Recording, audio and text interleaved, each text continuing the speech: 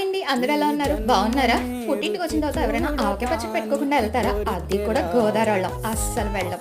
ఇక్కడ పిన్ని నాకు హెల్ప్ చేయడానికని వచ్చిందనమాట. అమ్మకి కొంచెం హెల్త్ బాగాలేదని చెప్పేసి పిన్ని కట్ చేసేస్తుంటే మా చిట్టి తల్లి ఏమైనా ఊరుకుంటుంది అనుకుంటున్నారా? అస్సలే మమ్మీ నేను ఉన్నానంటూ అది కూడా నాకు క్లీనింగ్లో హెల్ప్ చేసింది. ఫర్ ద ఫస్ట్ టైం నేను 100 కాయల ఆవకాయ పచ్చడి పెట్టానండి. వితౌట్ హెల్ప్ ఏం కాదండి. అమ్మ లేకుండా మనం ఏ పని చేయగలుగుతామా? అస్సలు చేయలేం కదా. ఇక్కడ నాకు అమ్మ డైరెక్షన్స్లో నేను పచ్చడి కలిపాను, నా ఓన్ అనమాట. అస్సలు నిజంగా పర్ఫెక్ట్ మెజర్మెంట్స్ తోటి 100 కాయలు నాకు పెద్దక్కకి అనమాట మొత్తం పెట్టేసాము. చెప్తే నమ్మరు ఎంత పర్ఫెక్ట్గా సరిపోయిందంటే.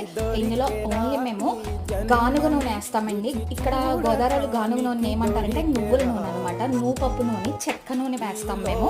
పల్లి ఆయిల్ వేయము. అసలు ఆ ఫ్లేవర్, కలర్ చూడండి ఎంత బాగుందంటే. నేను నెక్స్ట్ వీడియోలో ఏమేమి పికల్స్ పెట్టుకున్నా, ఏం వీడియోలు పెట్టేసానో చూపిస్తాను. వెయిట్ చేస్తాను.